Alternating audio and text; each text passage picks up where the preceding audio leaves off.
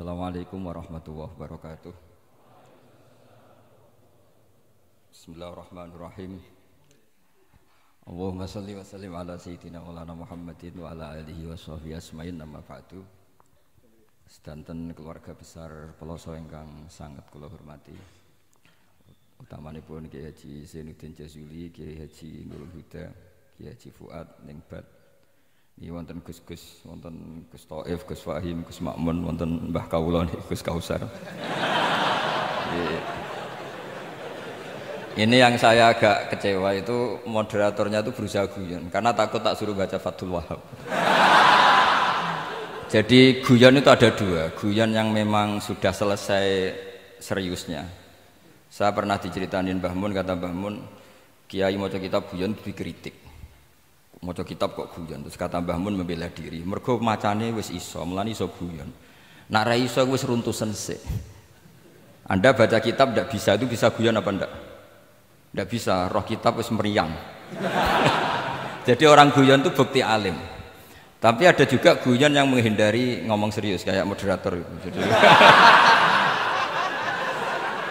Jadi ini masalah ya. Terus kecewa saya kedua, saya itu ngira Santri Proso itu katanya terkenal khusuk-khusuk, adabnya bagus. Ternyata ada percontohan yang enggak bagus. Di depan para gus-gusnya guyon. Jadi ini kekecewaan saya yang kedua. Nanti saya lebih kecewa lagi, ternyata yang khataman Fathul Wahhab itu tidak paham Fathul Wahhab. Itu lebih kecewa, tak bawa sampai mati itu nanti. Itu kecewa itu. Nah begini sebagaimana makalah yang saya bikin, karena tadi moderator sudah guyon, saya berusaha ngendikan serius. Karena memang fikih itu harus dikaji secara serius, meskipun dengan pikiran yang ceria, yang riang. Saya itu di Jogja itu lama sekali dan tetap sebagai rujukan. Karena saya spesialis sering ngendikan fikih. Saya dulu musyawarah ya seperti urutan di Peloso, mulai takrib, mu'in, tapi di sana langsung mahali. Karena Fathul Wahhab gak diajarkan di sawir, di musyawarah. Tapi saya pernah ngaji Mbah Mun Fathul Wahhab. Dan beliau sering berpesan, nak kanggo masyarakat ojo wahab repot, nganggo mahali saja. Mahali itu kan Surauhibin itu yang mensarai minhajud thalibin. Ini bukti bahwa saya ini alim betul, bukan guyon yang dari tidak alim itu. Jadi ini bedanya saya dengan moderator. Nanti kalau nggak percaya diuji di sini di depan.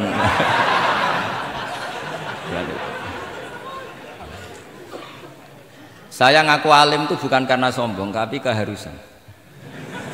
Karena begini ya, kalau kamu punya istri mau melahirkan, itu mesti nyari tulisan bidan. Barokahnya tulisan itu kamu tahu siapa bidan. Kalau kamu gigi sakit pasti cari tulisan dokter gigi. Sekarang kriminal kita adalah yang tahu Wahhab tidak menulis ahli Fathul Wahhab, ahli Fathul Qorib, sehingga masyarakat itu susah nyari konsultan ahli fikih karena santri Peloso tidak menulis di rumahnya ahli Fathul Wahhab, ahli Fathul Qorib. Lo itu penting supaya orang tahu. Setidaknya kenapa nyuwun sewu banyak, kalau saya boleh agak merovokasi, dan itu bagus, provokasi itu bagus kadang, tapi untuk kebaikan. Kenapa orang-orang lain itu menjadi rujukan? Karena mereka memaklumatkan diri, dengar gelar RC, MA, terus ahli fikih. Tapi kita yang ngaji Wahhab, khatam, musyawarah khatam, nggak nulis di rumahnya ahli Fathul Wahhab. Setidaknya Anda nulis, konsultan kalau ingin mondok ke Peloso. Sehingga orang daerah kamu kalau mau mondok ke Peloso, konsultasi ke kamu. Tapi kita terlalu adab. Padahal awalun nubuwah itu dimulai dari at-tahaddi. At-tahaddi memaklumatkan diri kalau beliau adalah seorang nabi. Jadi kalau kamu boyong harus memaklumatkan diri. Saya tidak bakul bako, saya ahli Fathul Wahhab. Lah ini khataman Fathul Wahhab cerita bako. Wah itu innalillahi wa inna ilaihi raji'un. Ini harus gimana nih mau? Ya Anda harus tersiksa dengan keterwakilan oleh ini.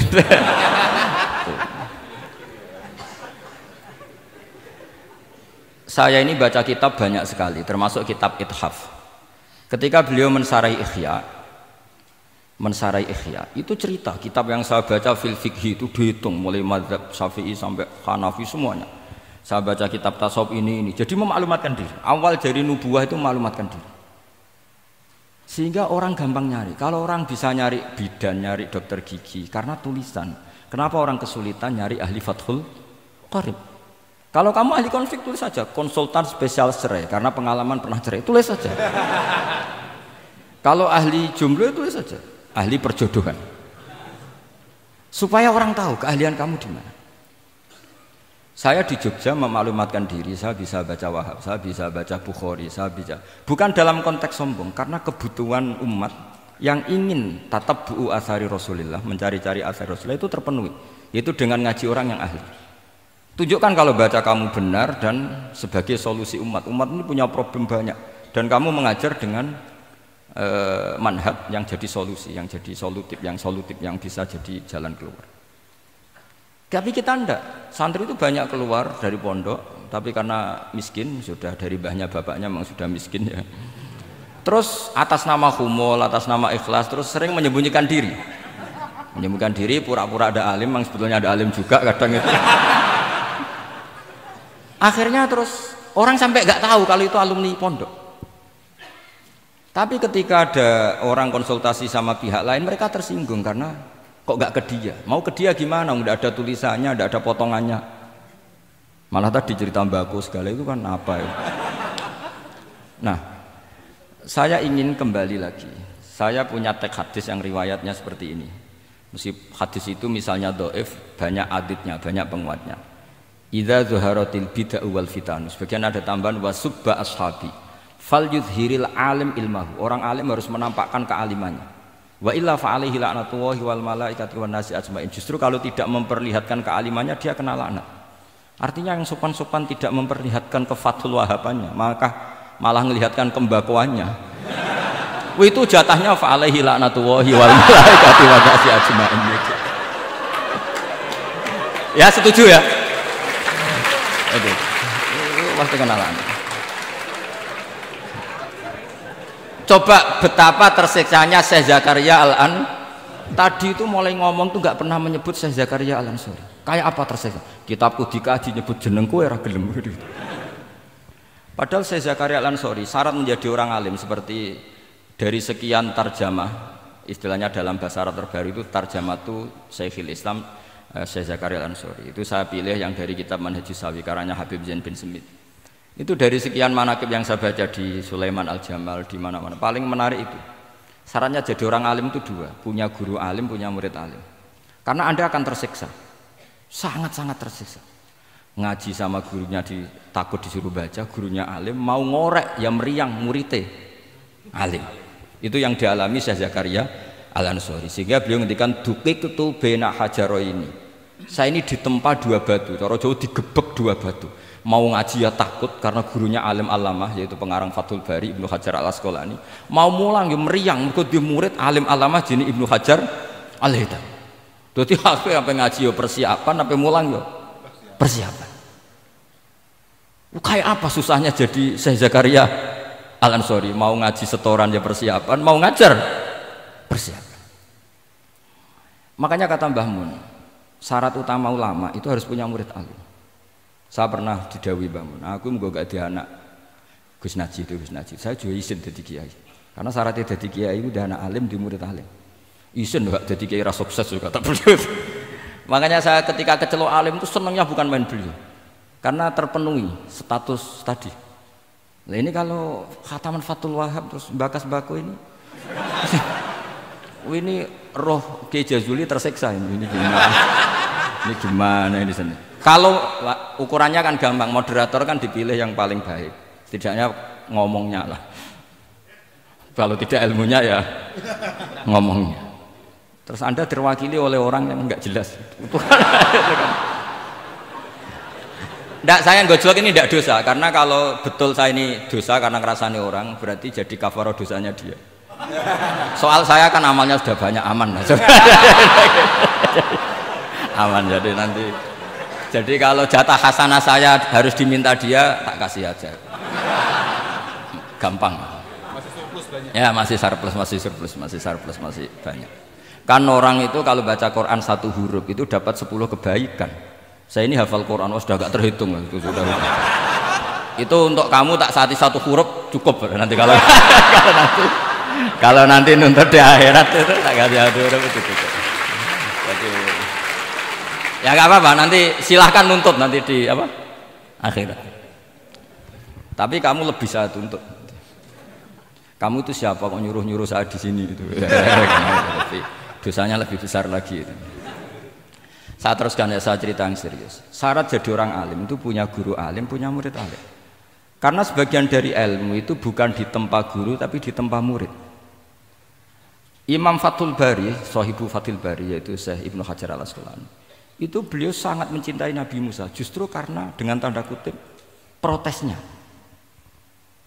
Jadi ketika Nabi Musa diajari Nabi Khidir dari awal sudah ngendikan innaka inni ala ilmin, atau innaka dulu ya gak apa-apa, dibalik-balik gak apa-apa karena semua kitab kadang riwayat fil makna. Innaka ala ilmin allamaka wah malam a'lamhu wa inni ala ilmin allamanillah malam ta'lamhu. Kira-kira terjemahan bebasnya, kamu punya ilmu yang diajari Allah saya tidak tahu, saya punya ilmu yang diajari Allah kamu tidak tahu, maka innaka lan tastati'a ma yasabra, kamu tidak mungkin bisa menyabari saya, bisa memaklumi saya. Tapi kata Nabi Musa ngotot, tidak, saya harus belajar sama anda. Oke, silahkan belajar tapi jangan tanya. Pertanyaannya itu jangan tanya, fala tas'alni, kamu nggak boleh tanya. Kalau kamu ingin jadi murid yang baik, nanti jangan tanya, itu dosa. Dengarkan aja. Ya dengarkan saja. Nah, tapi Nabi Musa tetap tanya. Ketika ada kejanggalan secara syariah, Nabi Musa tetap tanya. Dan itu oleh kitab-kitab tasawuf dianggap dengan tanda kutip kesalahannya Nabi Musa. Meskipun mimbabi hasanatil abrar sayyatul muqarrabin. Tapi di kitab fikih itu dipuji sundul langit protesnya Nabi Musa. Jadi di kitab tasawuf disalahkan karena kitab tasawuf pemuja tadi ketertaatan pada guru, kitab fikih enggak. Ini bukti adallud dalil bahwa Musa itu orang pilihannya Allah. Dia tidak sabar, beliau tidak sabar kalau melihat kemungkaran. Jadi gugatannya Nabi Musa dianggap apa? Sur'atu ghiratihi fillah atau sur'atu ghairatihi fillah. Ada yang baca ghairah, ada yang baca ghirah. Ini karena ngadepi santri Fathul Wahab. Saya terpaksa baca 2 kali. Siji ben ketok alime, nomor loro nak kowe ra iso tak warai, nak maca.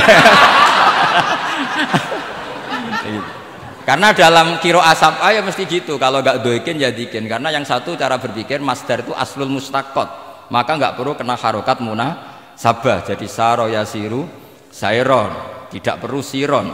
Faza yafuzu fauzan, tidak perlu fuzan karena masdar aslul mustaqot, jadi tidak perlu kompromi dengan harokatul munasabah. Tapi orang Arab tetap bilang dikul maisha, apa? Tetap bilang dikul maisha. Tapi qiraah kita fala takufi doiqin, bukan pakai apa? Dikin. Ya, makanya kemungkinannya 2. Saya baca 2 kali ben ketok alime. Karena saya ini menghormati sampean. Mosok ngundang wong ra alim kan sini-sini wong. Nomor 2 anak kowe ra iso tak warai kalau bacanya itu 2. Jadi andai kan saya ngajar di pondok pelosok, saya baca mesti 2 kali. Wayah sibu zaidun kada, wayah sabu zaidun kada. Karena dalam qiraat sab'ah ada yang baca yahsibu, qiraat kita baca yahsabu. Tapi guru-guru kita kalau ngajar fikih itu bacanya yahsibu. Tapi kalau baca Quran yahsabu. Ya kan Quran kita kan ayahsabu Allah yaqdiru alaihi ahad, bukan dibaca ayahsibu. Saya teruskan. Jadi syarat jadi orang alim itu harus punya guru alim dan murid alim. Imam Fathul Bari ketika menganalisis Nabi Musa itu beliau memuja Nabi Musa. Ini bukti ghirahnya Nabi Musa yang luar biasa. Beliau paling tersinggung kalau untuhikat hurumatullah. Orang sudah ditolong kok gak matur nuwun malah merusak perahunya. Jadi itu secara syariat itu mungkar. Kalau mungkar ya harus diprotes. Artinya itu sifatu madkhin. Protesnya Nabi Musa itu sifatu madkhin, bukan sifatu dhamin. Itu Ibnu Hajar Al-Asqalani, gurunya Syekh Zakaria Ansari. Ketika orang tasawuf nganggep yang dilakukan Musa itu agak-agak mazmum karena protes sama guru. Pertanyaan saya ke anak-anak Fathul Wahab, kamu milih siapa? Milih partainya Ibnu Hajar Al-Asqalani apa milih partainya orang tasawuf? Selama ini roh potongannya sampean milih sing tasawuf. Karena sampean dengan ilmu pas-pasan ini nggak suka kalau ada murid tanya. Mboten ngaku mawon. Tapi karena tadi logika syariatnya kata Ibnu Hajar Al-Asqalani, Musa itu kalimuwah termasuk ulul azmi, sementara Khidir hanya seorang nabi. Apa yang dilakukan Musa tentu lebih keren karena beliau seorang nabi dan rasul. Jadi jangan kira terus di situ merupakan mangkobah, satu derajat yang luar biasa bagi Nabi Khidir mengalahkan Musa, itu enggak. Tapi ini juga mangkobah bagi Musa, betapa tidak sabarnya beliau ketika untuhikat furumatullah. Dan itu Ibnu Hajar Al-Asqalani dalam bingkai itu. Jadi beliau itu sangat ringan sekali. Artinya gini, kita bahas Zakaria Al-Ansori nggak bisa tanpa bakas gurunya, yaitu Ibnu Hajar Al-Asqalani. Nanti saya bakas muridnya. Lah yang mulai bakas muridnya itu kamu harus siap-siap. Karena kiai-kiai di pelosok itu alim alama. Masalahnya nanti pasti di muridnya. Saya Zakaria Al-Ansori aman karena punya murid Ibnu Hajar Al-Haytami. Ibnu Hajar Al-Haytami aman karena punya murid Zainuddin Al-Malibari yang ngarang mulai jenengan ini. Jadi masalah bukan pada gurunya, tapi pada siapa? Muridnya. Terus Ibnu Hajar Al-Asqalani itu orang yang luar biasa. Saya pengagum beliau karena saya kalau baca Bukhari pakai pertolongan sarah beliau yaitu Fathul Bari. Itu beliau kalau protes, sukanya memang protes. Beliau itu nakot itu ahli kritik, ahli protes. Beliau termasuk sering kritik Imam Nawawi, kritik orang-orang sebelumnya. Tapi ya dalam konteks kebaikan. Imam Nawawi itu punya sarah namanya Sarhu Muslim Lin Nawawi. Terus beliau punya kitab fikih Minhajut Thalibin yang disadur oleh Syekh Zakaria dari Manhajut Thullab. Yang satu pakai Minhajut Thalibin jamak mudzakkar salim, yang satu pakai Manhajut Thullab pakai jamak taksir. Kitab Minhajut Thalibin sendiri dari kitab Muharrar karangan Imam Rafi'i, terpaut sekitar 3 orang sampai ke Imam Rafi'i dari Imam Nawawi. Imam Rafi'i ngarang itu dari Al-Wasid, Al-Basid dan Al-Wajiz karangan Imam Ghazali. Dan itu saya punya. Kitab indukannya Imam Ghazali Nihayatul Matlab fi Dirayatil Mazhab saya juga punya karangannya Imam siapa? Haromen. Terus sampai Mukhtasarul Muzani.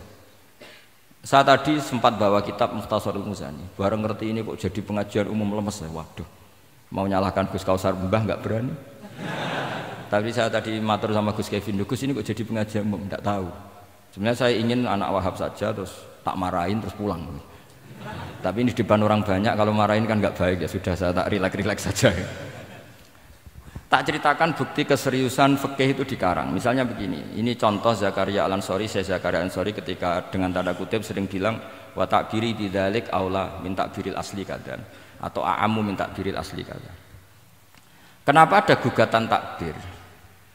Karena takbir itu apapun hebatnya, karena dikarang seorang manusia itu ada falta, ada keterselipan di situ. Meskipun satu kedipan mata yang beliau salah, miss ya Rasulullah.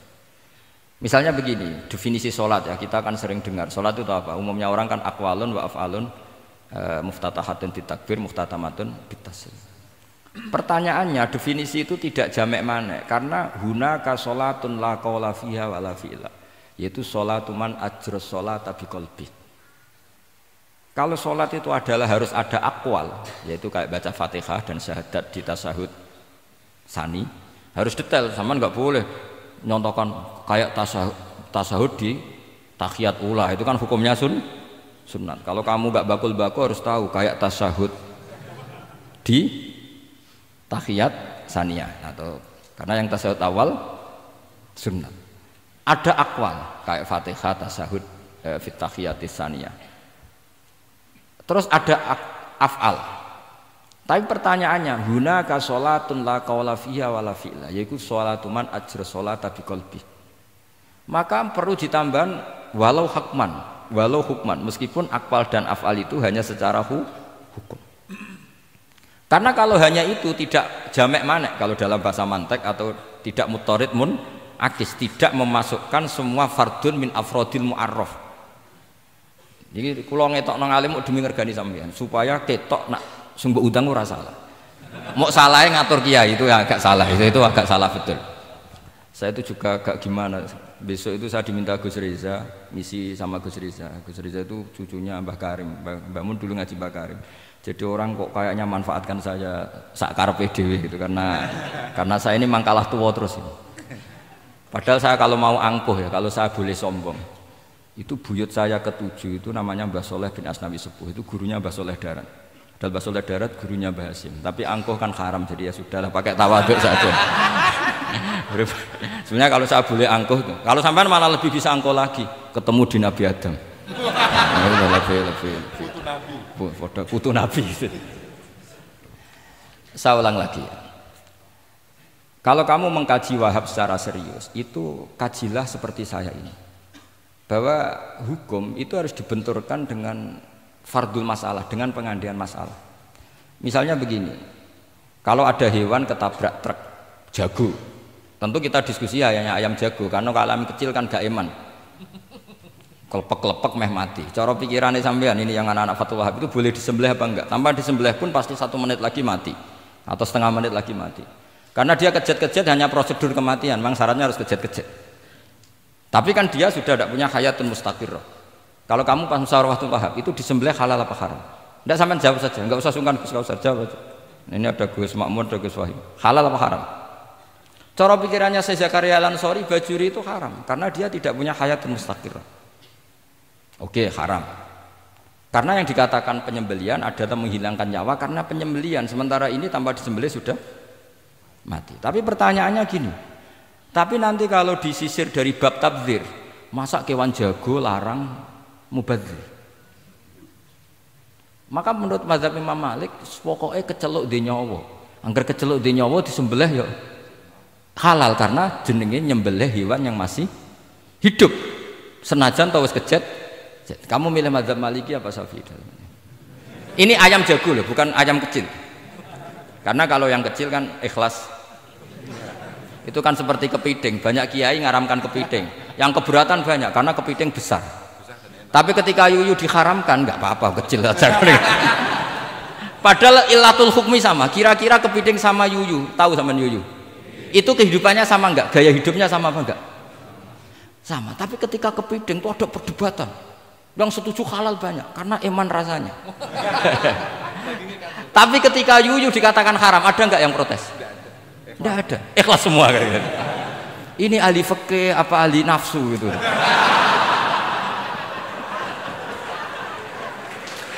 Jadi apa debat itu akhirnya nggak mutu kan? Coba kehidupannya kepiting sama yuyu itu sama apa enggak? Sama. Kenapa kepiting mukhtalaf alaih kalau yang yuyu hampir semua kiai meyakini haram? Kenapa? Sama. Saya itu pernah betul ngalamin, saya mau pas jalan-jalan sama putri saya, ada ayam jago ditabrak truk gitu. Sudah kejet-kejet, tanya orangnya, Gus ini halal enggak? Saya bilang untuk kamu halal. Lama-lama orangnya penasaran, kok untuk kamu, untuk hukum kok ada untuk kamu, untuk... Akhirnya tanya, gak Gus mestine iku piye? Kon tak haramno ya ora siap, wong kon iman nggih Gus bener. Ya misale cara jenengan. Aku kiai kurang pegawean tapi ya mangan pitik kejet-kejet aku. Tapi ini logika ya, logika yang dibangun fikih. Fikih itu kalau bangun kaidahnya gampang. Fikih itu gampang sekali karena sesuai fitrah manusia.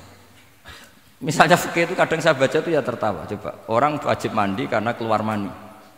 Ya sudah keluar mani wajib mandi. Sebetulnya keluar anak itu tidak ada hadisnya, nggak ada dalilnya.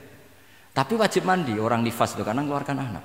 Itu orang-orang fikih yang masih asli itu kalau bilang ya li anal walada maniyun munakidun. Ya kadang-kadang sembrono. Ya enteng saja. Mbah jenengan tak nonton tenan kok ngendikane gitu. Li anal walada maniyun munakidun. Jadi sampean itu ya maniyun nah gitu. Jadi khurujul mani itu ya punya far'ul hukmi yaitu khurujul walad. Sama-sama yujibul ghusla. Karena sama-sama apa?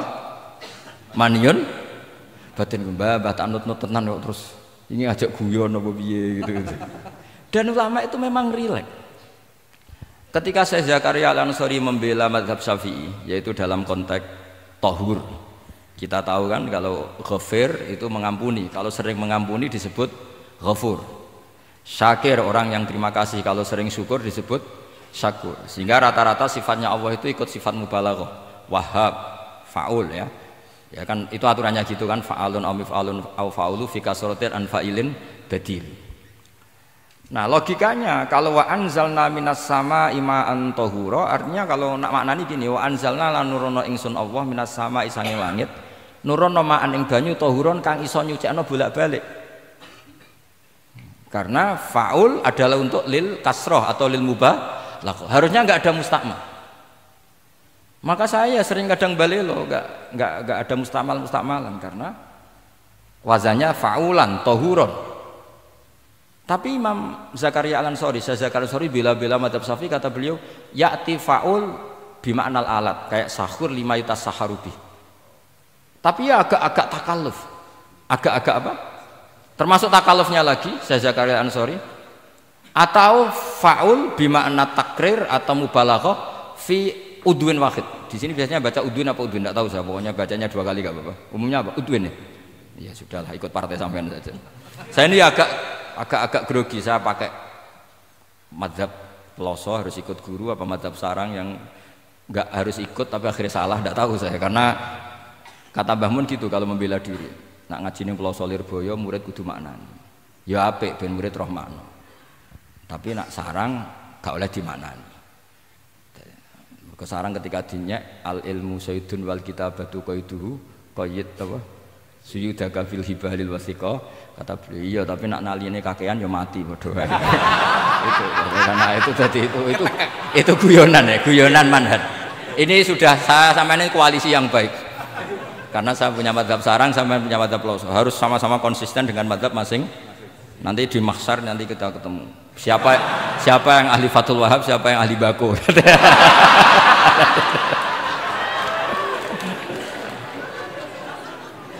Nah, pikirannya Fathul Wahab kalau sampean khatam betul itu untuk takrir tapi fi udwin wahid, yaitu air yang sudah mensucikan ini misalnya masih bisa mensucikan ini, yang bisa mensucikan asal masih fi udwin wahid. Ya sudah, di situ saja takrirnya atau mubalaghahnya di situ, bukan ke anggota yang lain. Oke, itu meskipun agak, tapi Imam Malik dan semua ulama hampir mengatakan tohur itu ya tetap di kasrotil istimal, artinya ya sudah bisa takrirut tathir. Tapi yang bilang tathir digugat lagi, digugatnya gini, tohur itu mubalaghah dari tohir bukan dari mutohir.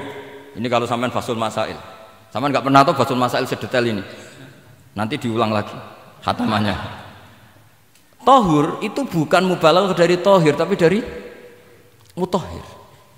Padahal bahasan kita tentang tathir bukan tentang tuhur. Sampean mikir toh?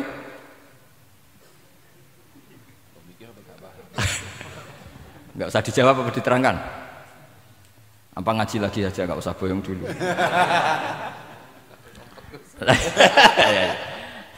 Nah, kemudian akhirnya ulama mulai mikir bahwa la makna li tahiriyah illa dengan fungsi tahuriyah. Tidak ada gunanya disestatuskan suci kemudian tidak berakibat mensucikan, karena ini air masih murni, maun mutlak. Kecuali kayak teh kopi berstatus suci tapi tidak mensucikan. Tentu ma'an tahura di konteks itu adalah tohir mutohir, karena contohnya air mutlak bukan kopi. Berarti meskipun tohur itu dari mubalaghah tohir tapi maknanya mutohir, itu perdebatan. Akhirnya apa? Orang itu menjadi cerdas, terutama di era Ibnu Hajar Al-Haytami, karena beliau ahli fikir. Beliau itu cerdasnya Masya Allah. Tapi apapun itu, beliau tetap manusia. Kecerdasannya kadang berlebihan dalam aturan yang dipatok madzhab Syafi'i, termasuk mensyaratkan Jumatan harus orang 40. Sekarang pertanyaannya gini, sama tak beri pertanyaan, harus bisa jawab. Meskipun salah nggak apa-apa, saya butuh jawaban, nggak butuh benar, karena sudah tahu mesti agak salah itu, nggak apa-apa. Ketika ada satu kampung yang orangnya tidak sampai 40 dan mereka ingin Jumatan, menurut kamu itu harus Jumatan, apa boleh Jumatan, apa harus duhur? Apa ya Jumatan ya duhur? Masyarakat nggak mau biasanya. Tidak harus Jumatan, boleh tidak Jumatan, apa harus duhur? Apa nggak perlu ada hukumnya? Ben karepmu. Nah, di kitab-kitab I'anatut Thalibin, Sayyid Abi Bakar Sato, itu beliau ngendikan kamu harus tetap Jumatan meskipun jumlahnya belum 40. Karena apa? Madharat tarkil Jum'ah itu lebih ngeri ketimbang mensyaratkan 40 yang asal usul dalilnya itu tidak jelas. Imam Ahmad bin Hanbal kalau ditanya apakah Jumatan harus 40, itu ghadiba ghadaban sadidan, marah besar. Lam yarid fil adat nasun, enggak ada dalam adat Jumat dan nas. Imam Syafi'i itu hanya asumsi, biasanya wong 40 mesti ana waline. Tapi potongan-potongan gini meskipun sebanyak ini kan enggak, sampean menjamin enggak kalau ada 200 orang ada walinya ini? Dulu itu 40 orang pasti ada walinya, sekarang buat 1000 enggak ada jaminan ada wali. Dulu itu ada 2 wali, yang satu rokok, dikritik sama yang enggak rokok. Mosok pangeran dikebuli katanya karena tapi wali rokok ini ahli tauhid. Allah laisa bimakanin katanya. Saya tidak tahu ini. Ini tadi ya kacau. Wali itu kalau sudah debat itu benar mana? Yang satu goslo, wali kok rokokan, pangeran kok dikebuli. Yang satu bilang apa? Allah laisa bimakanin. Itu saya teruskan. Jadi perdebatan di fikih itu sebetulnya semuanya itu rasional. Karena fikih dibangun di bawah qaidatul fikhi, qawaidul fikhi dan usul fikih. Dan semuanya itu muktabas atau multamas atau makhud min Rasulillah sallallahu alaihi wasallam. Sekarang saya beri satu analogi. Pernah ada satu kejadian Rasulullah sallallahu alaihi wasallam menghentikan la yusalliyanna ahadukum illa fi Bani Quraidah. Kamu jangan sholat asar kecuali sampai Bani Quraidah. Kira-kira saya ngomong sama santri, kamu jangan sholat asar kecuali sampai Lirboyo. Sebelum sampai Lirboyo ternyata kadati samsu antaghrubah, matahari hampir tenggelam. Fariqun minhum, sebagian dari sahabat milih sholat di tengah perjalanan meskipun itu belum sampai Lirboyo. Alasannya musyaroah fil waktu supaya tidak kodok. Yang sebagian milih sholat di Lirboyo meskipun ba'da antaghrubah samsu, meskipun matahari sudah tenggelam. Ketika dilaporkan ke Rasulullah itu falam ya'nif, ada yang baca falam yu'annif wahidan, tak baca 2 kali karena ini nanti bisa jadi debat kusir. Sampean bacanya ya'nif apa yu'annif enggak tahu, pokoknya saya baca 2 kali. Kalau baca sampai 3 kali yang 3 salah karena memang pilihannya hanya 2. Kalau ada pilihannya 3 tak baca sampai 3 kali. Nabi tidak menyalahkan salah satunya. Yang satu pakai konstitusi yang namanya asar itu ya qabla antaghrubas samsu. Yang satu cara berpikir Nabi jelas mansus harus di Bani Quraidah. Sekarang pertanyaannya, kaidah umum tentang, saya ulang lagi, kaidah umum tentang asar itu qabla ghurubis samsi dilawan nas harus di Bani Quraidah, menang mana? Nas sama kaidah umum. Kira-kira kalau kamu ngaji usul fikih, menang nas. Tapi pertanyaannya, nas itu butuh mahal. Tentu boleh seperti itu. Asumsinya Nabi adalah jangan-jangan sampai sana memang belum ghurubus samsi. Maka makna yang mesti benar adalah aisariu fil masyi. Kamu harus tergesa-gesa jalannya sehingga potensi menangi asar di Bani Quraidah. Jadi unik. Terus itu difahami pentingnya musyaroah fil iktida. Jadi kalau anut Kanjeng Nabi harus musyaroah. Nah, musyaroah ini pula yang menjadi basis fikih. Makanya ulama dulu kalau ngarang fikih itu gampang sekali. Kalau orang tidak paham aja nggak bakat wali. Sebenarnya fikih itu gampang sekali. Bagi yang gampang maksudnya, sama tidak usah itu.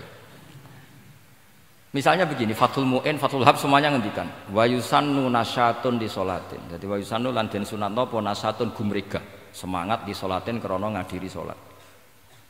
Fa inna wa ta'ala zamma tarikihi, sama sih ingat takbirnya. Zamma itu ngritik sapa wa ta modho sapa tarikihi, pakai jamak mudzakkar salim. Tarikihi ing wong sing ninggal nasyat. Terus beliau mendalil qala ta'ala wa idza qamu ila sholati qamu kusala. Ciri khas orang munafik itu kalau sholat itu malas-malasan. Maka saya itu sering bilang ke santri saya, pokoknya nak jamaah kudu ono melayuni, entah berapa kadarnya harus ada melayuni. Guling-gilingan musyaroah. Karena di semua teks kebaikan adalah fafirru ilallah. Lari, ada unsur larinya, ada unsur musyaroahnya.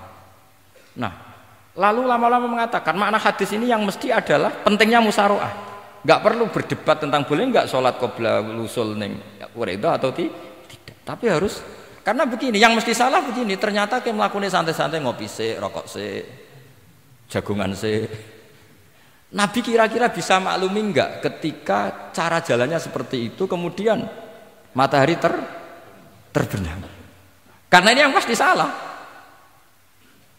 Paham ya? Karena enggak sampainya sana karena salahnya diri ngopi sik santai. Lah itu namanya fikih. Jadi fikih itu dari analisis yang normal. Makanya saya sering sekarang akhir-akhir ini sering kampanye kitab Sajaratul Ma'arif. Dan itu saya serius dengan kampanye itu karena dikarang oleh Sultanul Ulama. Jadi kalau di wali ada Sultanul Aulia, di ulama juga ada Sultanul Ulama, yaitu Syekh Izzuddin bin Abdis Itu kalau ngarang fikih itu gampang sekali. Saya punya kitab beliau Qawaidul Ahkam. Beliau ketika cerita kenapa harus ada sholat dihormatil waktu, beliau nerangkannya enak sekali. Kalau santri sarang, Lirboyo atau Peloso atau santri mana saja, biasanya kalau pergi ke terminal, yang dulu terminal itu kan nggak layak, apalagi ya dulu nggak layak, pokoknya kalau pipis itu pasti kena najis lah celana. Santri kan biasanya milih sholat nanti di pondok, milih terawih lah, milih terawih kan duhur asar. Saya tidak tahu kalau Gusnya, tapi kira-kira ya agak-agak sama kira-kira gitu. Alasannya santri yo nakal, meninggalkan sholat fil waktu itu karena alimnya. Kan sholat dihormati wajib iadah, ngapain daripada wajib iadah mendingan tidak usah sholat. Jadi ilmu itu tuh bermata dua. Rata-rata yang sudah tahu wajib iadah milih sholat apa milih ndak? Ndak, potongan-potongan rai gini tuh. Ndak, kira-kira aja. Milih ndak kan karena tahu wajib iadah. Tapi nanti setelah sampean alim dan bakat jadi wali dan sampean belajar kitab Qawaidul Ahkam, itu pasti milih sholat. Saya semenjak belajar kitab itu ya milih sholat. Tapi tidak usah dimafhum, apa dulu tidak sholat, tidak usah seperti itu. Itu mafhum yang salah itu. Yang berbasis suudzon. Jadi mafhum seperti itu salah, ya masalah itu. Suudzon itu masalah. Kata saya Izzuddin bin Abdis Salam memberi penjelasan. Kenapa harus sholat dihormatil waktu? Karena khotorun najasa, bahayanya najis atau ritsun najasa, kotorannya najis. Itu layafi, kalau dibaca ritsul layafi dengan pentingnya sholat. Karena butuhnya Allah, butuhnya malaikat, kalau boleh dibahasakan butuh ya dalam ilmu fikih kan dibahasakan gampang saja. Ada orang sujud di waktu yang diwajibkan sujud, sehingga diabaikan syarat sholat itu harus toharatul badan, wa tasawubi dan wal makan. Kok kira pantas ono waktu sholat kemudian la tasjudu fil waktu sajdah. Jadi akhir gampangannya wes tetap keren, meskipun kowe salat nganggo najis ora sempurna tetap keren. Piye-piye cara didelok malaikat kok dhuwur wis keceluk sujud, keceluk musolli. Daripada kowe misale asar gak salat alasan celanaku najis, maghrib ora salat. Terus jare malaikat berkhataman Wahab kok kelakuane ngono kan gitu kan. Karena malaikat ndeloke kok dhuwur. Bablas, asar bablas, maghrib bablas, isya bablas. Meskipun sampean punya alasan nanti menisan di rumah atau di pondok, tapi ini kan melewati waktu yang harusnya ada sujud. Sehingga dalam syarat jamak takhir misalnya apa? Kamu harus niat akan jamak takhir di waktu sholatil ula. Biar ada bedanya tarku karena sembrono dengan tarku yang karena ingin mentakhir. Paham ya? Itu jadi sama-sama fikih, kualitas yang dikarang Sultanul Ulama dengan sing RT itu ya beda. Dan sampean harus baca kitab yang dikarang rajanya ulama supaya kamu tambah pinter. Nanti kalau gak pinter-pinter nanti sowan saya. Tetap gak pinter karena itu jatah. Jadi, makanya ada usah sowan ya, nanti gak ngefek juga gitu. Itu Syekh Izzuddin bin Abdis Salam. Terus kemudian beliau mengebabkan itu detail sekali, yaitu di Sajaratul Ma'arif dibabkan di bab faslon la yutrakul haqqu li ajlil batil. Itu beliau bikin satu strategi fikih itu yang luar biasa. Misalnya begini, jihad atau perjuangan membela Islam itu harus kamu menyertakan orang-orang fajir, orang-orang fasik. Kenapa? Likuwatil Islam. Karena kesalahan orang fajir itu tidak seimbang dengan pentingnya syaukatul Islam atau syaukatul muslim. Terus saya itu dulu ya iskal itu ya agak protes, tapi ini ulama wali. Sampai saya sholat berkali-kali, ya Allah, saya beri kefahaman tag ini. Kalau terpaksa beda, nanti saya mohon ketemu beliau, saya mau protes. Sama nggak usah tahu caranya ketemu wali-wali yang sudah meninggal. Nanti kalau sudah jadi wali tahu sendiri. Jadi tidak usah tanya. Akhirnya saya sholat dan akhirnya faham tanpa ketemu. Karena saya bayangkan ketemu ya lebih sulit. Mendingan minta faham timbang minta ketemu. Logikanya begini, misalnya Nyon Sewu kita di Daril Harbi, bayangkan kita di Daril Harbi atau zaman Indonesia dijajah Belanda. Saya ulang lagi ya, dalam konteks jangan sekarang, contohnya sekarang nggak perlu perang, zaman dijajah Belanda. Kita misalnya milih pasukan Hizbullah dan Sabilillah selektif, yang sholatnya benar, yang puasanya benar, yang toharohnya benar. Kira-kira dapat pasukan berapa coba? Nggak, jawab saja. Kan hanya dapat pasukan sedikit. Sementara misalnya Belanda Bisa pasukan banyak karena tanpa seleksi. Di sini nih hebatnya Rasulullah Shallallahu Alaihi Wasallam. Kata beliau wal jihadu madin mundu ba'atsan ya Allah ila yaumil qiyamah sampai ila ayyuqatila akhiru ummati ad-dajjal la yubtiluhu jawru jairin wala adlu adilin. Sebagian riwayat langsung wal jihadu tetap wajib pun alaikum ma'akul libarin wa fajirin. Nah, penjelasan Nabi kenapa kita harus berjuang mengawal Islam meskipun harus ma'akul libarin wa fajirin. Ya kalau di isim fa'ilnya umumnya guru-guru kita baca barin, tapi untuk masdarnya untuk kebaikan bacanya apa? Birun. Nanti kamu protes, oh barun itu daratan Gus, kalau birun itu kebaikan. Aku itu macaku kamus luwih suwi bocah kok sembrono. Saya ini karena meneliti kiro asap, jadi ini seolah kalau masalah lughat itu saya sudah bukan sawir lagi Fathul Wahab. Sudah di atasnya itu. Sampai sama enggak usah tersinggung, biasa aja maksudnya. Karena ini kompetisi, kalau sama enggak cocok ya harus bersaing, jangan geremeng tok. Gus Pak sombong enggak usah bilang gitu, saingi saja. Makanya saya terkenal alim itu seneng, karena senengnya itu tadi, yang ngidolakan saya ingin ikut, yang hasut kompetisi, jadi seru. Jangan yang hasutnya antet, wah itu gak fair itu. Itu gak fair, wah itu pasti ngadepi langit itu. Nanti urusannya sama Allah itu. Gak sama saya, langsung sama. Saya ulang lagi ya.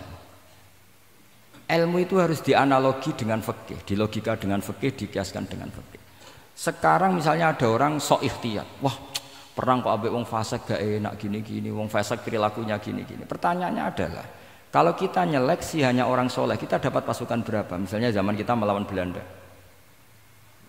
Sama sekarang kita ngawal pembangunan masjid, kadang yang nyumbang gak sholat, kadang yang nyumbang yang sewu hasil korupsi, kadang yang nyumbang orang-orang yang cara muamalah babal kedua. Itu coba kalau kamu tolak, potensinya gini, ini oke, sekaligus PR. Saya berkali-kali nyontohkan ini, sampean boleh tidak setuju, tapi nanti menghadapi saya di akhirat, tidak di dunia, di akhirat. Nanti kita sowan Allah bareng-bareng bener siapa. Loh saya tidak main-main, karena ulama dulu, sampean lihat di Mu'in di Fathul Wahab, kalau sudah ngendikan ulama, wahadha madhabun al-qawwahabi, ini madhab yang saya siap ketemu Allah. Jadi ukuran madhab benar itu bukan diputuskan di sawit Fathul Wahab, tapi madhabun sing al-qawwahabi, madhab yang saya ketemu Allah dengan madhab itu. Misalnya gini, ada orang fasik lewat di depan saya, punya uang 1 juta. Delalah pas itu qadhafawa fi qalbihi hubbal ulama. Pas itu delalah beliau senang ulama terus bilang gini, Gus Pak, uang ini tak kasihkan kamu 1 juta. Dia fasik, misalnya terkenal syaribul khomri. Saya ini menurut pertanyaan saya, ini jawab saja. Kamu salah nggak apa-apa. Wajib menerima apa haram menerima apa bebas mubah. Ayo milih di polling. Nggak usah sungkan Gus Kausar. Ini beliau posisi senior. Milih nerima apa nolak? Wajib apa sunat? Sunat apa wajib? Nah logika harus terbangun begini. Kalau kamu terima maka akan dicibir. Malam di Fathul Wahab tiga duit uang saya kok gelem, bolak-balik nak duit gelem aja. Itu juga masalah kan? Kiai latihan jatuh kan? Artinya posisinya tidak mantep-mantep amat. Udah kadang keramat itu. Sama jangan niru saya aman udah itu. Bayangkan sampean yang latihan nyai itu kan. Tapi pertanyaannya kalau sampean tolak, terus ista'ana bihadhihi darahim lil maksiyah. Tak kena kiai ra gelem, tak kena demenanku. Dan hari itu andaikan dia tidak punya uang 1 juta, dia tidak bisa kedemenannya. Gara-gara sampean tolak, dia punya alat untuk maksiat lagi. Kalau seperti ini jadi haram apa wajib? Loh, berarti sampean harus gak jawab anut aku. Artinya sampean jawab kan terprovokasi saya kan? Terprovokasi narasi. Terprovokasi narasi. Itu kriminal untuk calon ulama gitu itu nggak boleh. Nah, logika ghanimah kira-kira seperti itu. Ghanimah itu normalnya haram. Normalnya haram karena ghanimah itu min amwalil kufar. Dan notabene amwalul kufar adalah bukan sekedar mukhtalithah, aksaruha mungkin minal haram. Tapi kenapa ghanimah dihalalkan di hadil ummah? Makanya Nabi ketika ngendikan uqtitu khamsan lam yuqtahunna nabiyyun qabli, termasuk beliau menyebut wa ukhillat li al-ghanaim, termasuk saya 5 hal yang Nabi sebelumnya enggak dikasih, saya dikasih. Di antara beliau nyebut wa ukhillat li al-ghanaim, ghanimah itu halal untuk umatku. Itu kan kenapa Nabi menyebut itu? Karena normalnya ghanimah itu haram karena min amwalil kufar. Tapi kenapa dihalalkan? Saya pernah ditanya seorang dosen, kenapa itu halal Gus? Saya itu kok nggak nyaman. Karena ini jenis orang ikhtiyat. Terus saya bilang gini, andai kan kamu digarong sama garong, kemudian garong itu bawa senpi, bawa pedang. Karena kamu merasa itu tidak milik kamu, monggo gadane jenengan beto malih. Wah ya tidak bisa Gus, nanti dipakai garong lagi. Sama amwalul kuffar. Andai kan lau a'toinahum, andai kan kita kasihkan lagi ke mereka, maka akan dipakai isti'anah, dipakai pertolongan atau alat untuk kekuatan kekafiran mereka. Di sini sirinya kenapa ghanimah menjadi halal. Tapi kenapa Nabi sebelumnya kok dikatakan haram? Karena logikanya memang haram. Itu hebatnya Allah SWT sama para kekasihnya. Ada kekasihnya yang dipilihkan haram, yaitu Nabiun qabla Rasulullah SAW. Karena normalnya memang haram. Ada Nabi yang fikihnya lebih dinaikkan lagi, yaitu dihalalkan supaya harta ini tidak dipakai i'anah alal maksi. Sampean milih fikih mana coba? Nah, saya berharap pintere Khatam Fathul Wahab itu paling enggak sampai seperti ini. Bariku nantang saya enggak apa-apa. Tapi nanti ketemu di akhirat. Nah itu fikih. Jadi fikih itu. Nah, tapi kan iso wae Gus nampani khadzun nafsi lah, itu mulai masalah kan. Makanya yang seperti itu jangan untuk khadzun nafsi. Karena kita butuhnya itu nyita supaya ini enggak dipakai kekuatan maksiat. Jebule mbek kon malah go ngopi rokokan. Nah, ini orang kan terus curiga jebule nek ambek dhuwit ya do gelem. Buktikan kalau Anda tidak pakai. Kamu terima sebagai penyitaan, tapi Anda tidak pakai. Wah itu hebat. Tapi kalau kamu terima wajib, kemudian kamu pakai poya-poya, wah itu ya fikihnya benar, kelakuannya benar. Nah saya berharap Anda memahami fikih itu sampai seperti saya ini. Syukur-syukur lebih. Meskipun ya agak-agak mukhalaf tapi bisa diperjuangkan itu. Enggak apa-apa. Kamu doa di saat istijabah. Ya Allah saya ingin mengalahkan Gus Baksa, ridho dengan doa itu. Tapi tak jamin gak mustajab. Karena sudah berbasis ghil, kebencian itu. Doa yang berbasis hasud pasti tidak mustajab. Jadi makanya saya rela kalau ada kompetitor karena tadi pasti. Jadi fikih itu gampang. Misalnya begini lagi, saya beri sekian contoh. Di sini tadi saya minta Gus Kevin untuk membawakan Babul Hijrah, juz 4 kitab Mahalli. Karena Mahalli itu namanya Kanzur Rohibin sebetulnya, cuma yang ngarang Mahalli lebih terkenal dengan istilah apa? Mahalli. Beliau nyarai kitab Minhajut Thalibin. Imam Mahalli itu senior. Jadi Syekh Zakaria Al-Ansori itu ya beliau sudah menyulap Minhajut Thalibin jadi Manhajut Tulab, tapi beliau ikrar kalau itu awal-awalnya dari Imam Jabah. Nah, sekarang pertanyaannya gini, saya misalnya nempat di Korea Selatan atau di Amerika, saya sudah punya tanah di sana, saya ulang lagi punya tanah di sana, punya komunitas di sana juga saya nggak diperlakukan buruk, bisa sholat, bisa puasa. Hukumnya saya pindah ke Indonesia atau ke Mekah atau kemana saja, hukumnya haram apa boleh? Saya tidak mendapat perlakuan yang macam-macam. Kalau saya disakiti dan dipaksa menjadi kafir, maka wajib hijrah. Kalau nggak ada pemaksaan itu, kira-kira hukumnya gimana? Ada ulama yang mengatakan hukumnya haram hijrah, harumatil hijrah. Karena apa? Li alla yastauliya bitil kalbukah atau tikal bukah al kufaru. Karena sebetulnya kamu tidak dianggap sekedar pindah ke Indonesia, tapi membiarkan tanah yang dulu kamu pakai sujud, tanah yang dulu kamu pakai sholat, tanah yang sudah menjadi komunitas muslim menjadi komunitas kafir. Berarti dianggap pembiaran. Itu fikih. Jadi fikih itu logikanya sebetulnya normal. Maka seperti ini, saya masih ingat betul pernah didhawuhi Mbah Mun ketika di Madinah. Nak zahire hadis ya, iku Sayyidina Ali iku ya ono salah. Ndak salah loh redaksinya, ono salah. Mergo Nabi sering muji wal Madinatu khairun lahum law kanu ya'lamun. Madinah adalah kota terbaik. Sataftahuna kadza wa kadza, Nabi sampai gitu. Tapi Nabi selalu ngendikan wal Madinah khairul. Tapi Sayyidina Ali tetap pindah ke Irak, Kufah ya, zaman itu terkenalnya istilahnya Kufah karena belum ada istilah Irak.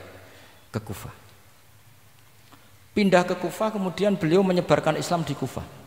Terus punya murid awal namanya Hasan Basri, murid paling sukses. Itu orang-orang Basrah, bukan orang Temanggung, orang Basrah. Itu orang Basrah. Semua riwayat mengatakan itu orang apa? Basrah, jelas bagul-bagul. Bukan. Itu sangat jauh dari. Nah, karena Hasan Basri murid paling sukses ini pindah ke Basrah, maka ilmu setelah itu Basrah. Sehingga idza ikhtalafatil Kufah wal Basrah quddimatil Basrah. Akhirnya menyebar sampai Baghdad, jadi Qubbatul Islam. Orang bisa dikatakan alim kalau sudah dikatakan alim di Baghdad. Termasuk Imam Syafi'i itu ngajinya di Baghdad. Padahal beliau lahirnya di Gaza. Huzah itu kalau sekarang itu apa? Gaza. Askolan itu juga Palestina. Nah, dawe Mbah Mun. Tapi Sayyidina Ali ku wong alim. Saiki nak wong Islam tengok-tengok ning Madinah berarti membiarkan bumi Allah di sana-sana itu tanpa ada Islam. Akhirnya Sayyidina Ali tidak mengikuti dohire hadis. Tentu Nabi Sayyidina Ali pasti mengikuti hadis, tapi hadis wal Madinatu khairul lahum law kanu ya'lamun itu ada konteksnya.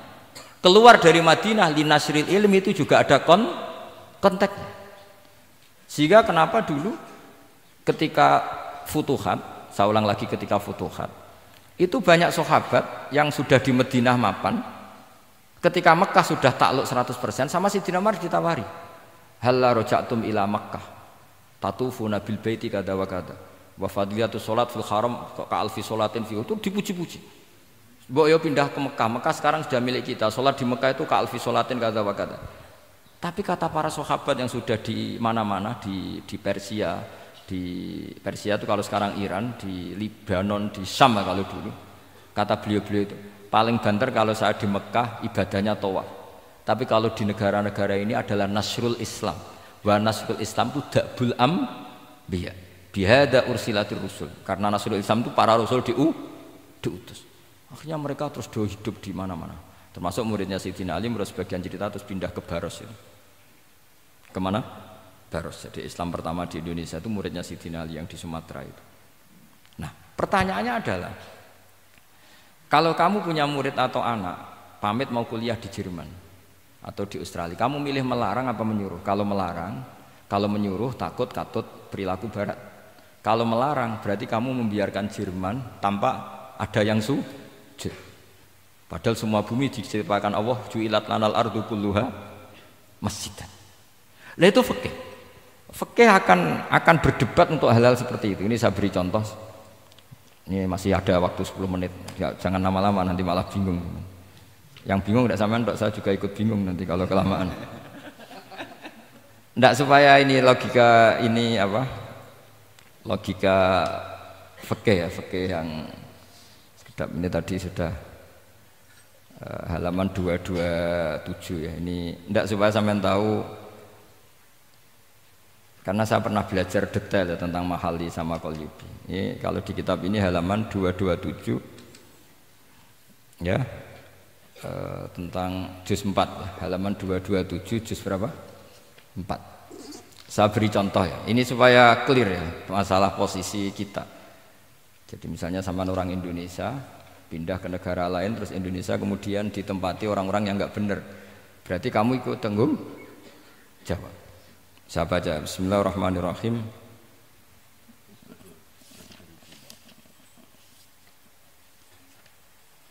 Ya, halaman 227 ini barusan tak cari karena halaman kitabnya beda-beda. Bidaril harbi. Terus ada kata-kata fa'in roja madzukira. Roja itu kembali ke kalau seseorang itu bidaril harbi, berharap masyarakat situ bisa Islam, bisa dakwah, fa muqamuhu afdal. Saya juga mau baca makom apa mukom. Di sini umumnya baca mukom apa makom. Mukom ya, karena dari mati akoma yukimu ikomatan, berarti kan mukim. Kalau mukim ya resikonya harus dibaca mukom. Tapi kalau ada yang baca makom ya jangan dimarahin, mas, kasihan. Bakul bakowe bukan bener itu loh. Fa in roja madzukira fa muqamuhu afdalu. Au qadara alal i'tizali harumatil hijratu. Umumnya di sini baca harumat atau hurimat? Ya boleh dua, boleh harumat, boleh hurimat. Kalau itu masih li alla yastauli al kufaru ala mahallihi fayasbahu darul kufri. Jadi artinya gini, misalnya saya di Jogja misalnya, atau di Jakarta atau di Batam, di situ atau di Papua, di situ kamu merantau di sana sudah bisa menciptakan komunitas Islam.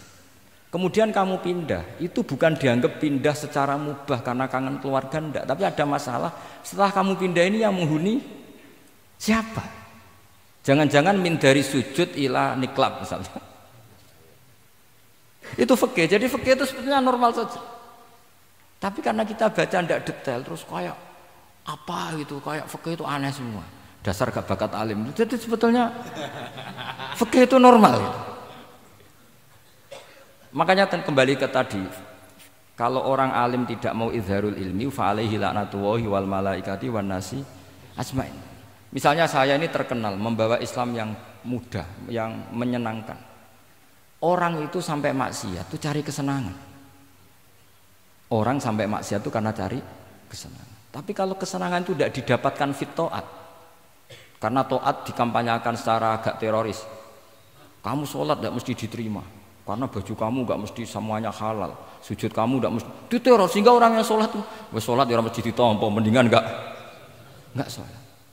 Kita ini kan mikir seperti itu. Coba nyuwun sewu, kalau orang-orang Kristiani, kalau kampanye gimana? Setiap orang mati bersama Bapak di surga. Sementara kita sudah kiai mati masih didoakan ingkana muhsinan. Itu murid kita loh. Itu kan gak sopan sekali. Murid dongakno gurune ingkana muhsinan. Gurune kok muhsinane ditaklek ingkana muhsinan. Cara aku dadi gurumu sembrono guru darane. Susah apa sing muni kana muhsinan ije dikein. Itu kan saya belum pernah doakan Mbah Mun gitu. Kalau saya mendoakan beliau supaya diampuni, doa saya tak rubah gini. Ya Allah antal ghafur wa anta dzu maghfirah. Maka sepatutnya jenengan mengampuni guru saya. Jadi saya itu kalau bilang ingkana itu kayak gimana gitu. Tapi ini urusan zauk ya, sampean enggak boleh protes. Tapi sanate ngono Gus, niki kitab-kitab ngono, sampean ngrubah sanad. Ya saya kalau enggak bisa apa-apa kalau sampean protes gitu. Sampai ngerubah adab kalau gitu. nak protes-protesan. Lu coba misalnya Syekh Qadir Jailani itu Sultanul Aulia ya. Terus beliau misalnya wafat di Ploso. Terus kamu berdoa ingkana muhsinan coba. Ini ketuane wali di ingkana. Boyo wong ndek akhlak sithik gitu maksudnya. Wong sak donya iku ya tabarraku bi. Ya tabarraku nabi. Saiki ditaklek ingkar. Saya tuh belum pernah doain guru-guru dengan, meskipun saya tahu itu doa yang, karena pikirannya gini, misalnya sampean protes, Gus wong sanate ngono. Jangan-jangan mancen apalam mau ikut tok.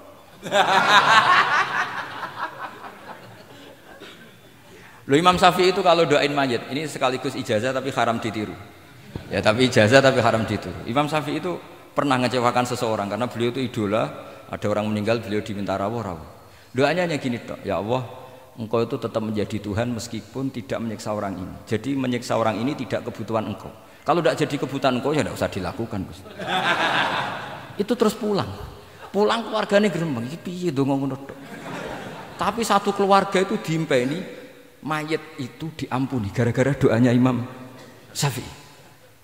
Ya Allah, anta ghaniyun. Anta itu ghaniyun an adzabin. Engkau tidak perlu menyiksa orang ini. Engkau tetap Tuhan, tanpa menyiksa orang ini tetap Tuhan. Jika itu tidak kebutuhan engkau, ya sudah tidak usah dilakukan. Terus iya. Jadi kalau saya doain guru-guru ya Allah sifat ghafur engkau itu pasti efektif. Enggak mungkin sifatnya jenengan kok boten tembus. Ya sudah, ya seperti itulah ya Allah.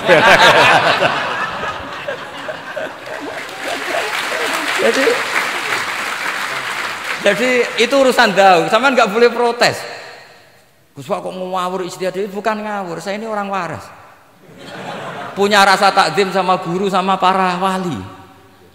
Sementara kamu yang berdasar sanad tadi, jangan-jangan menghafalan kamu hanya itu. Ayo milih mana? Saya bukan bikin ajaran baru, ndak, ini cerita rasa. Cerita apa? Rasa.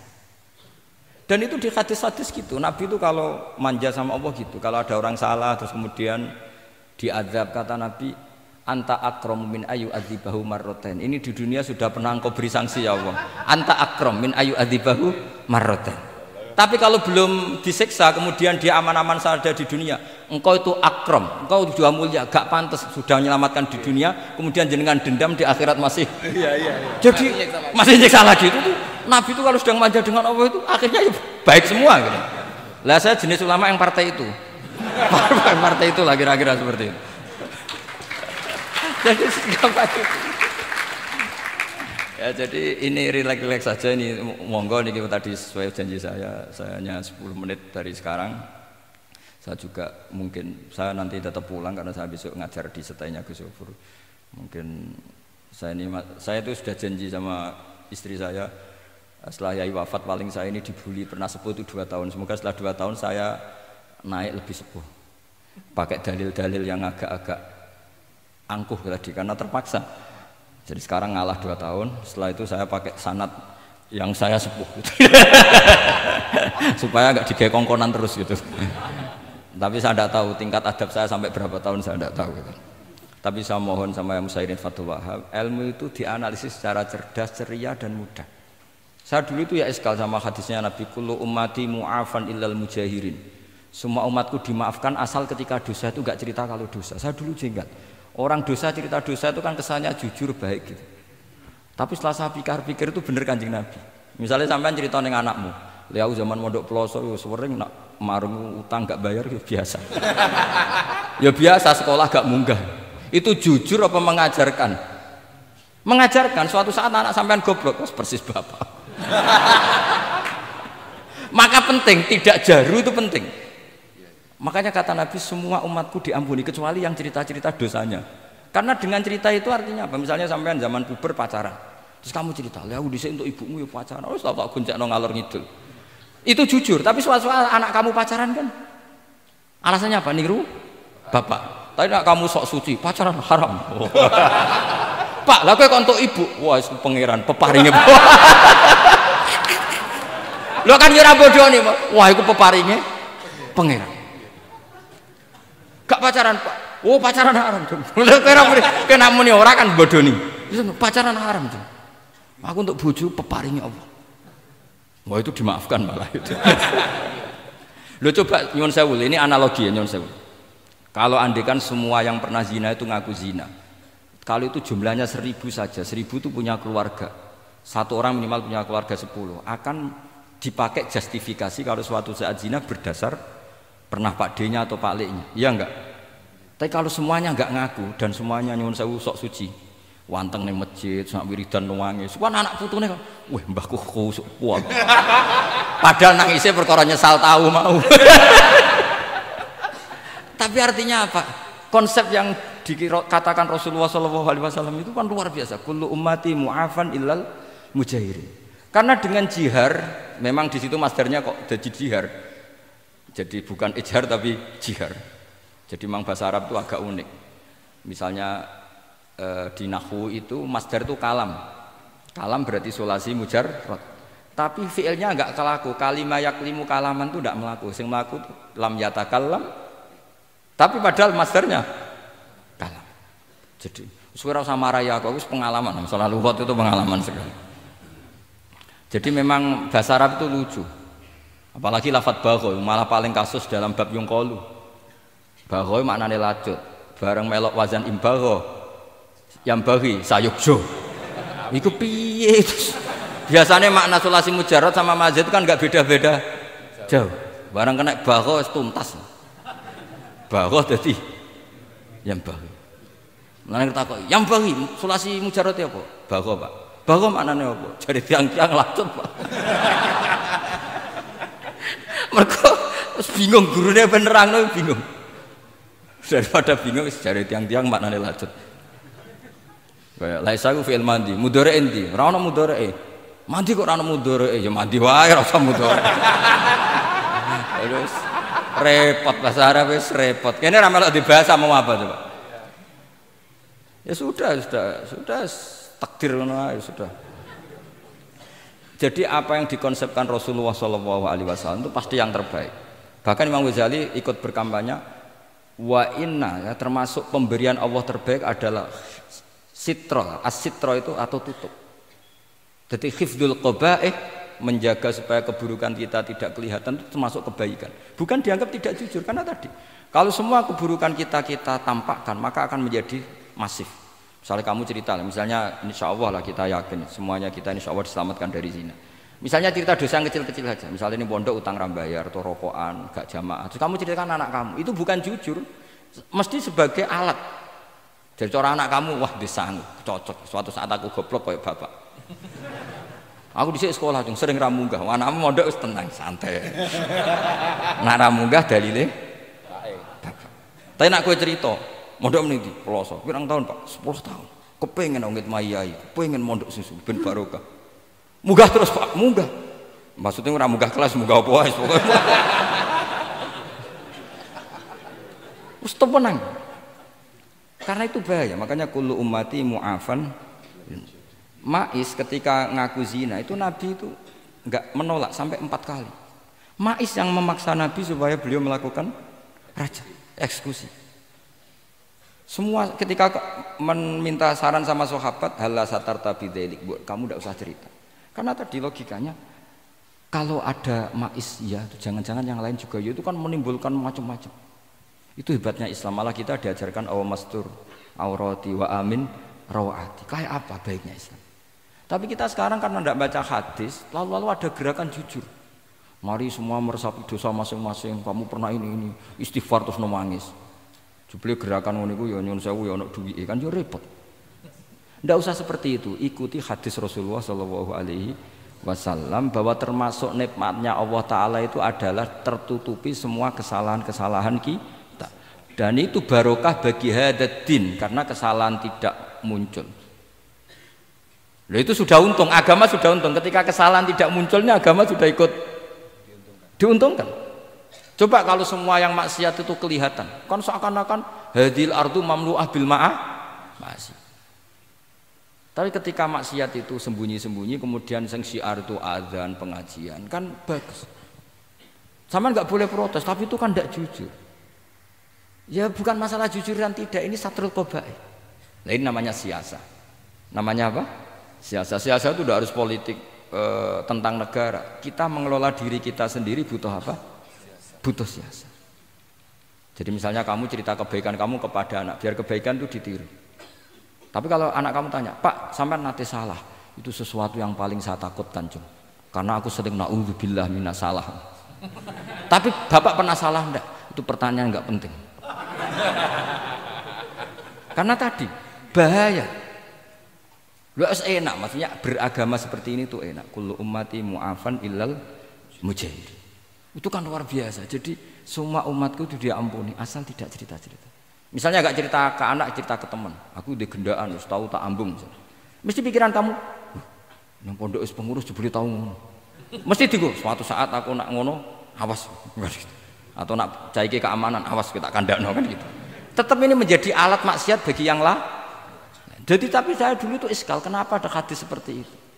Tapi setelah saya analisis, memang kalau ijtihad atau ijhar itu efek negatifnya luar biasa. Dan kita harus iktidak bi Rasulillah Shallallahu Alaihi Wasallam. Ya tentu idealnya yora maksiat, yora konangan maksiat. Memang karena tidak pernah itu ideal. Memang enggak konangan karena tidak pernah melakukan. Ya saya kira demikian. Saya mohon supaya ya tadi ya saya Fathul Wahab dari kitab Manhajut Tullab itu dikarang Zakaria Al-Ansori piyambak Zakaria. Tapi kitab itu sebenarnya dari Minhajut Thalibin. Minhajut Thalibin dari kitab Al-Muharrar. Itu dari kitab Basit Wasit Wajiz. Terus itu dari kitab Nihayatul Matlab fi Dirayatil Madhab. Itu mensarai kitab Mukhtasarul Muzani. Karangannya Imam Muzani ketika diimlakkan Imam Syafi'i. Karena semua karangan Imam Syafi'i itu amla alaina Syafi'i. Ya amla alaina Syafi'i. Makanya kalau sampean ngaji muin qala fil Buaiti. Buaiti itu nama orang. Ekolas Syafi'i fil Buaiti ekolas Syafi'i wa amlahu alal Buaiti. Makanya qala fil Buaiti qala fil Muzani itu nama orang. Artinya karena Imam Syafi'i itu hanya mengimplekan. Terus muridnya nulis.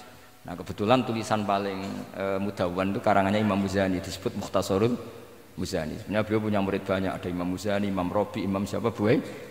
Saya kira demikian. Assalamualaikum warahmatullahi wabarakatuh.